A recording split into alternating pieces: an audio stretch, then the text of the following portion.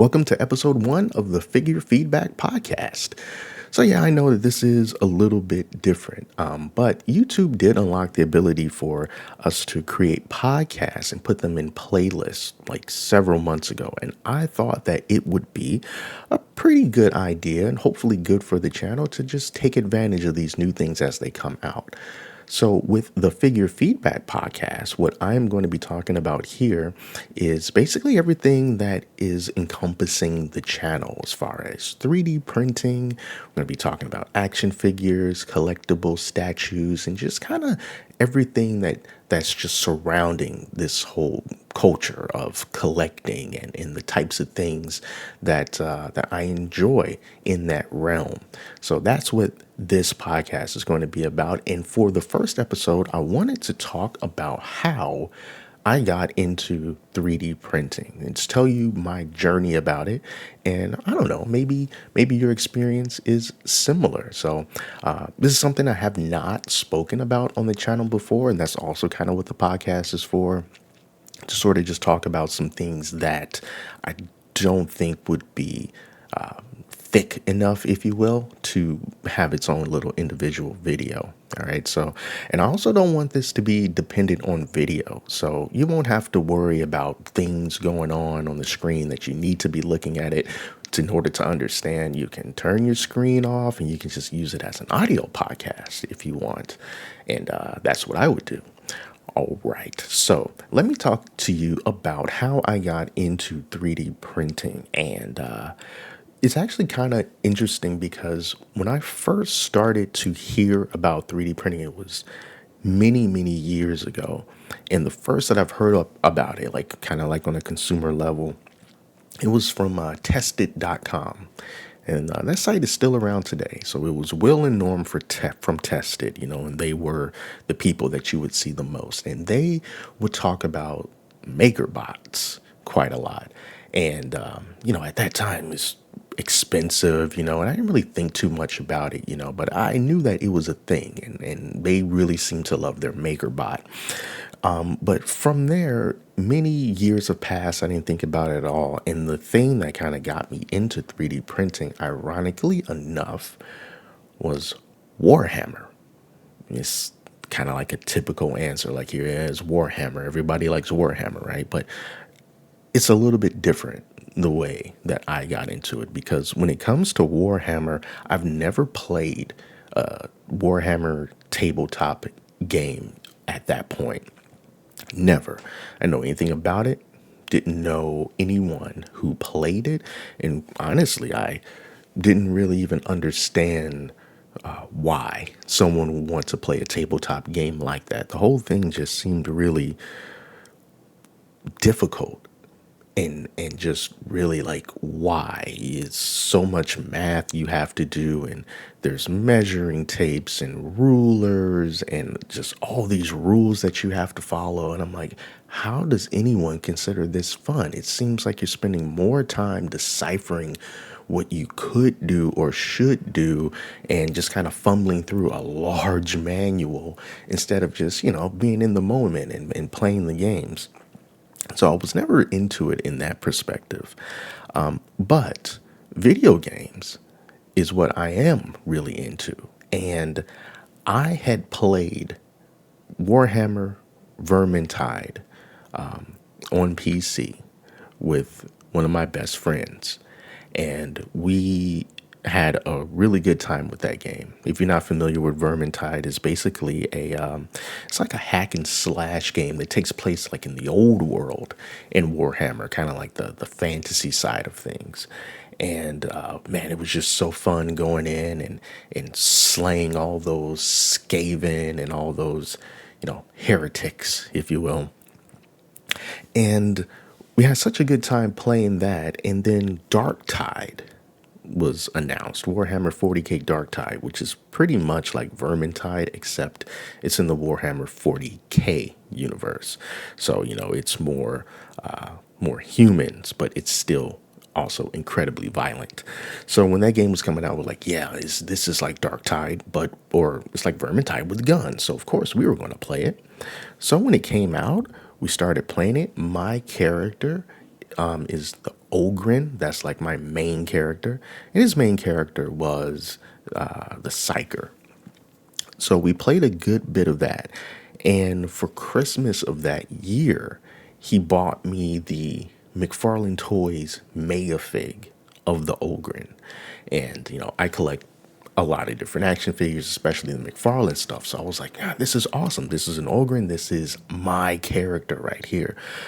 But it also went a little bit deeper than that because I don't get an opportunity to play a video game with people that I know in real life often, like at all. It's honestly it's a rare occasion. And I always really enjoyed myself when I'm able to do that, especially with my best friend. And so to me, when I got that figure, I wanted to make it like special. I wanted to make him look a little bit different. I wanted to customize him a little bit, because it may seem a little bit crazy, but it was a little bit sentimental for me. So I started looking up because I never painted anything before. I started looking up like, how do you paint action figures? What kind of paint do you need to do that? And then I'm learning about, okay, you need acrylic paint. Okay, what kind of brushes do you need to do that? How do you do that? Like, how do you do this whole thing? And I'm Googling these things and I'm looking up YouTube videos about it. And the algorithm started pushing me into that direction of 3D printing because they're like, okay, you're asking about Warhammer and you're asking about paint. So we're going to show you those things, but in the recommended feed, now I'm seeing like miniature painting for Warhammer. And I'm stumbling upon these things and I'm looking at these videos just to try to get an idea of, what can I do to make this bigger Ogren figure, look better. And then from there, I saw so many really cool figures and I'm like, where are people getting these things? Because I'm in stores, all the time and I'm looking at all these different figures. I'm like, I never see stuff like this. So where do people buy this stuff? And then I don't know where to go. So I go over to Etsy and I'm looking up little figures, miniatures that people are getting. Maybe they're getting them from Etsy. And then it's from there I learned about these were printed. Well, how does somebody print a figure like this? How is this possible? It's made of resin, a resin 3D printer. Yeah, that's something that sounds pretty expensive. Like who does this? Well, let me just look this up real quick. Resin 3D printer. And then I see the price. Like $200. That's all? That's how much and they make these things with them? Oh, so I'm doing more research about it. Huh. This seems interesting. I could make these little figures because at that point, I painted the Ogren and I had this unpainted Dragon Ball Gogeta statue that I painted. And I was kind of like getting into the thing and I wanted more things to paint. So I learned about resin 3D printing. And then I started looking up more stuff about it and be like, whoa, what is this? Poison? Would you have to protect yourself from it and everything? And I saw that the price wasn't too bad. And then one day I'm on Micro Center's website and I just look up 3D printers just for fun. And I saw the Anycubic Photon Mono 4K for $150. It was a pretty good price. And I was like, okay, I think I'm gonna go for it. So I went out there to Marietta and I picked it up, brought it back here, and at that point it was just pretty much a wrap. It was pretty much a wrap for me.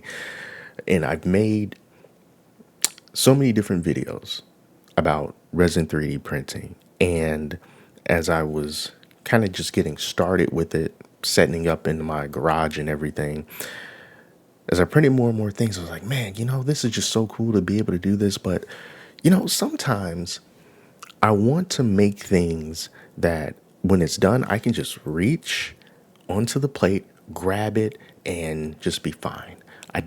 Sometimes I just don't want to deal with poison. I want to watch something that prints, and I want it to be somewhere where everyone can just look at it and it'll just be safe. So I started looking into FDM printers. And again, I didn't really know what to look for necessarily. And then I came across on slickdeals.com, it was a post that said, hey, at Micro Center, once again, new customers can get a Creality Ender 3 Pro for only $99. $99 for a 3D printer? Well, let me look this up. Ender 3 Pro. And I'm seeing all of these different posts and all these things from different people that always say, like, hey, if you're going to get started with a 3D printer, at that time, Ender 3 Pro is a good way to go. It's got legs on it. It's customizable. It's reliable to an extent for what you get. And it teaches you about how this type of 3D printing actually works, because you might have to go in and adjust some things, do some tinkering, do some troubleshooting. It'll make you more knowledgeable about the process, which will help you out in the future if you need it. Okay, well, that sounds okay, but it's only $100, okay? So I went back to Micro Center, this time as a new customer, because I got that coupon using a different phone number. And I got it for 99 bucks, brought it here, set it up, and it's just been sitting like in my living room. And that's where I just print stuff from the Ender 3. And I started doing more and more videos about that, and it produced what is the most popular video on Figure Feedback when it is the resin printing versus 3D printing. And I just sat there on the couch, that one right there, and just talked about my experience with the two, resin versus FDM. Just talking about what actually happened and what I learned along the way. And surprisingly, that video has done pretty well for a channel of this size. And I'm happy to see that it was able to help people make a decision, educate them about the two most common types of 3D printing and which one could work for them and which situation they might want one for over the other. And that just kind of told me, like, hey, that's probably the direction that this channel should lean into for the most part.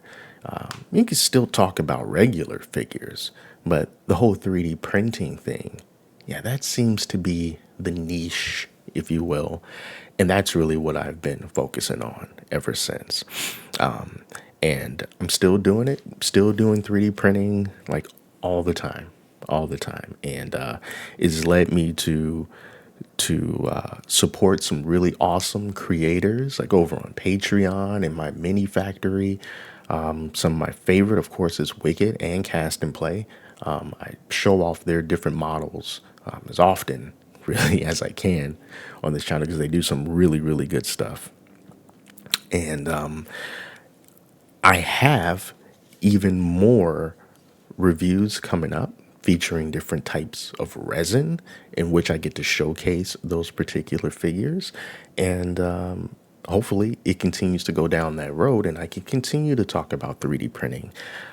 But that's basically how I got into this whole thing, from start to finish. It didn't start off with me wanting to do anything with 3D printing. I just wanted to know how to paint an action figure that meant something to me.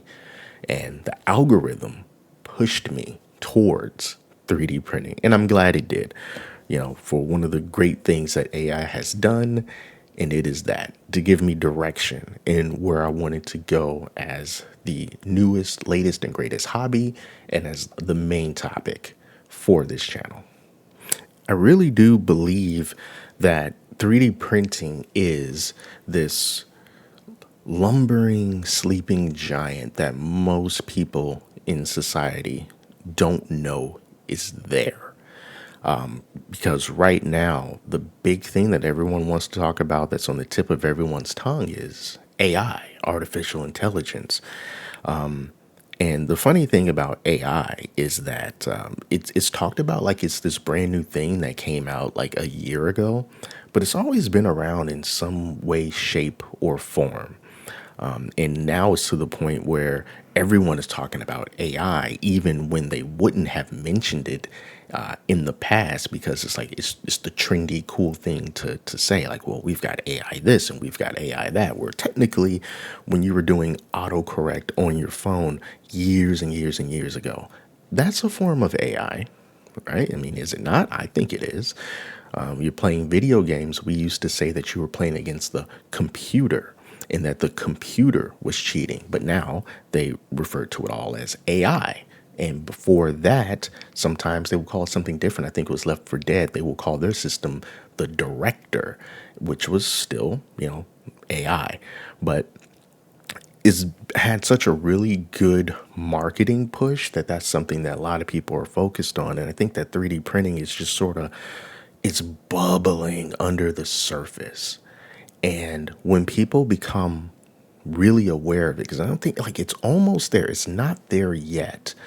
But when it does finally emerge, I really do think that it is going to be one of the bigger talking points that is going to rival how much AI is spoken about right now.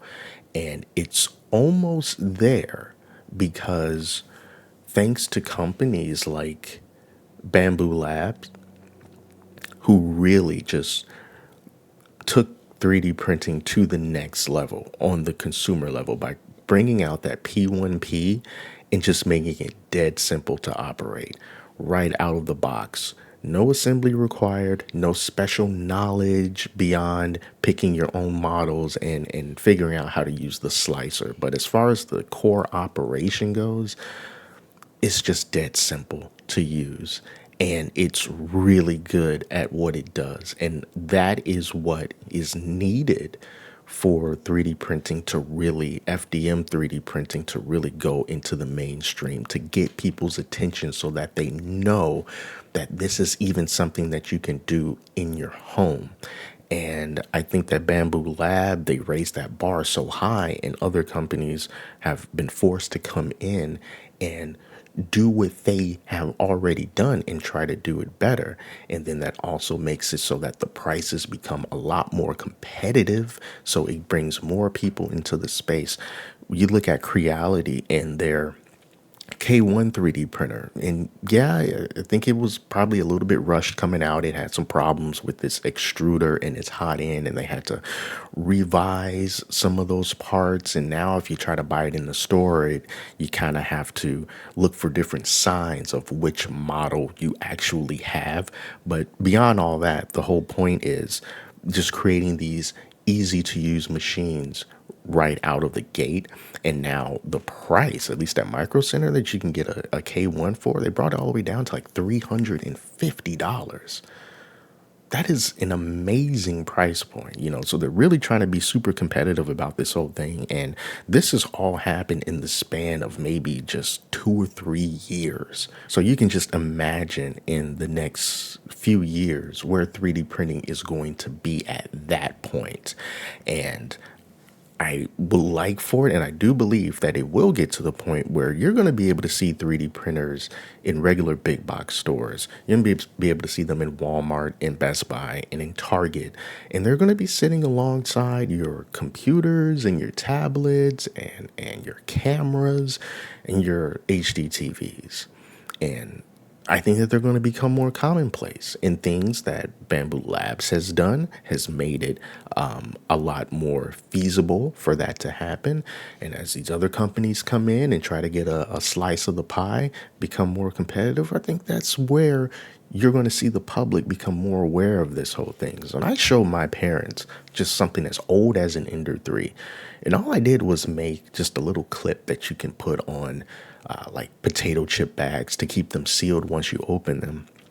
And just watching this filament come down and it hits the bed and it just stacks on the layers and then it makes this solid physical object. They're like, huh, that's pretty cool. And everyone who've come into my house when I've had a print running, and they're like, "Oh, what's that?" And they're looking at it like, "That's how it works," and they think that is some sort of cutting edge breakthrough technology, but it's not. But it just kind of goes to show that the regular person still has no idea about these things, and it's ripe for mass consumer adoption. Another thing that we're seeing right now are 3D printed houses, which is just amazing. And so when the word really starts to get out about that, especially if they can get it so that getting a 3D printed house will be able to be noticeably and significantly cheaper and faster when it comes to building than the traditional way, oh man, that's when it's really going to start taking off. And from what I see, it's not the whole house isn't 3D printed, like from the ground, from the walls and everything is there's a good chunk of it that's 3D printed, but there's still some more traditional building methods in there as well. For your insulation and you still have some framing stuff, and you still have traditional building, but there are some places out there that say like, hey, you can get this done in just a matter of days with a relatively small crew. And that's just incredible. So, once these other companies, real estate companies or whatever, start getting a hold of this and they're 3D printing entire like communities, and people start seeing that, they start seeing this big machine laying down like these rows of concrete and it's going round and around and around, and they're looking at the houses and they don't look half bad.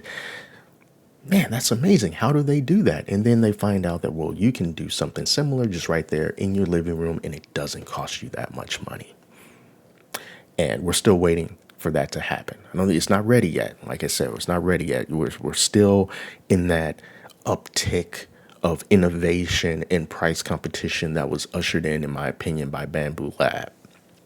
And once we get to the point where we can have the easiest and best features in a very, very easy to operate form factor that is really cheap, and we're kind of almost there, but not quite. But once we get there and we start hitting that mass adoption and it gets that push, kind of like how AI is getting the push right now, and then it just sort of opens up to everybody. So that's where I think 3D printing is going to go. I definitely don't think that it's just going to fade away and then everyone will say, hey, remember when we were printing storage boxes? That was fun. Nah, man, it's going to keep on going, I think. And I'm happy to be along here for the ride. All right. So I'm going to stop it here. All right. So this is just going to be a little test run, if you will, of episode 1 of the Figure Feedback podcast. And for future episodes, I was thinking about some ideas. Let me know what types of things that you might want me to talk about, or any questions or whatever that you might have or something. And it can hopefully lead to another topic for me to talk about. But I wanted to use future episodes to talk about things such as what I think about the current state of like action figure collecting and why I haven't been really buying, well, really any action figures in the past several months, and the reasons for that and why 3D printing has kind of taken that over. And also some things for like behind the scenes in the channel, talking about different partnerships and collaborations with different companies, how the sausage gets made, so to speak, and some other stuff as well. I'll just kind of brainstorm some topics here. But yeah, I really do hope that you enjoyed this first episode of this podcast in this mostly, audio dependent format. And I'm looking forward to doing some more in the future. So thank you all so much for listening to this and for checking it out. And I'll be back with another episode, hopefully next week. So until then, take care of yourselves. I'll speak to you soon.